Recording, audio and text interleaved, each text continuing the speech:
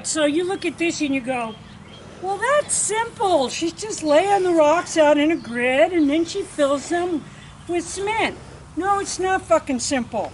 Some of these rocks are literally 6 inches thick. See this? This little section, this is right the here. third bucket of dirt Oh my goodness. that I'm making. Okay? To dig and room. then, when I go to pour, which you probably can't see, so I'll show you, some of these are too short. I will have to pick them up. Right, Put right. cement under them and drop them. That's how you level it. Is that the way the big shots do it? No, the big shots often take this kind of stone and they put down a sand bit mix. I mean a sand base. It's sand. Then they push the rocks down into the sand to level them. Then they just fill the cracks with cement.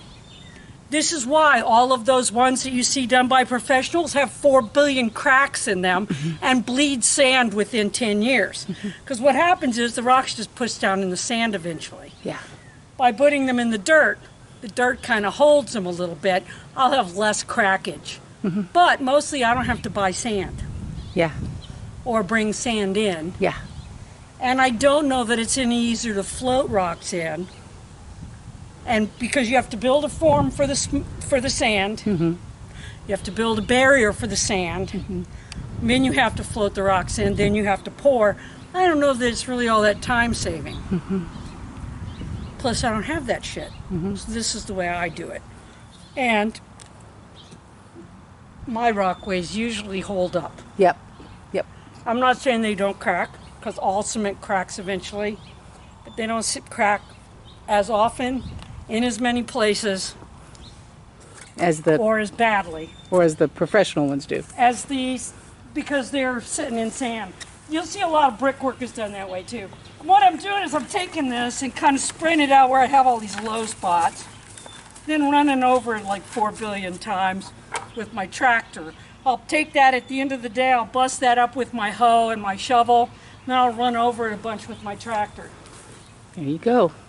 But this entire area, and this is one of those things that people don't think about, there's 4 billion hours of work on a place like this.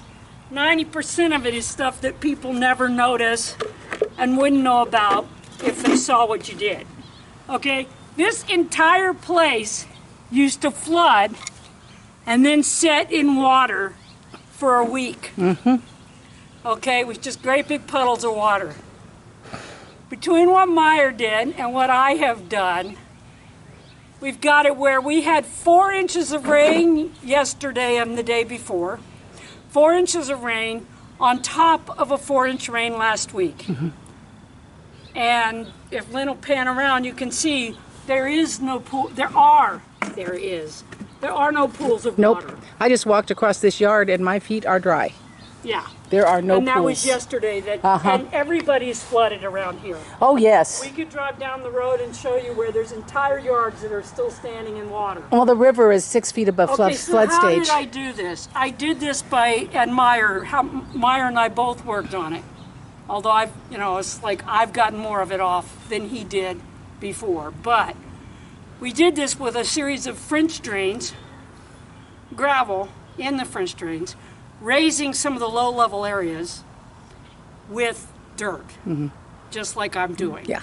Every time I dug something, every time I trenched something, every time I dug out a pond, this last week I went to Jack's and Shauna's and got an entire pickup truck full of partly composted grass clippings, because Shauna runs a lawn service.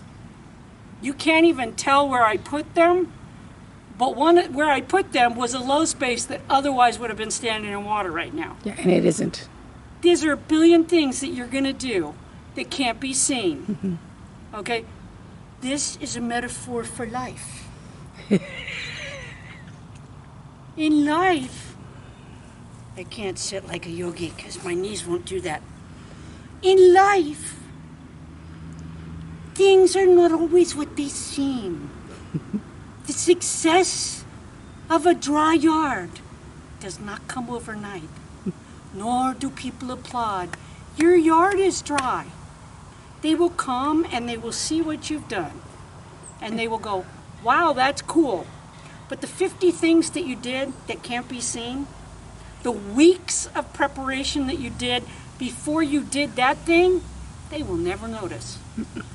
This walkway is taking me 6 times as long to do as it did to put in the monoliths, the medallions, the benches, and the firewall. Yep. People will never say, wow, that's a nice walkway. Yet without the walkway, it does not come together as a cohesive space. The walkway is what makes it cohesive. The walkway is what keeps this part of the yard from flooding and you standing ankle deep in water to dance around the fire at Beltane. Whatever the hell that is. That's the problem. The problem with doing projects, why people will sit and want to do something but not actually do it. Why you can always go to yard sales and buy a whole stack of stuff that's really good that you need for your farm that they didn't use is because we'll never admit it, but we're still like kindergartners. We need people to stand around and look at every single thing we do and go, you did such a good job. Here is a trophy for participating.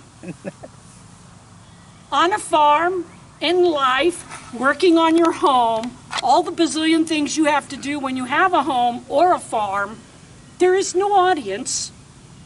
And 90% of the people that come to visit you will not say, oh my God, you must have dug 4 billion miles of trench to get this yard to drain. And yet, that's what we've done. We've put in water catchment systems that collect literally thousands of gallons of water that can be used for watering our garden instead of just flooding. We've put in 3 ponds. All of those things help this place keep from flooding. There is no applause. So why do we do it? I don't fucking know! If I knew, I'd be rich instead of so good looking! He terrified the cat. That's what you get, Tic Tac. Until next time, this is what I'm doing.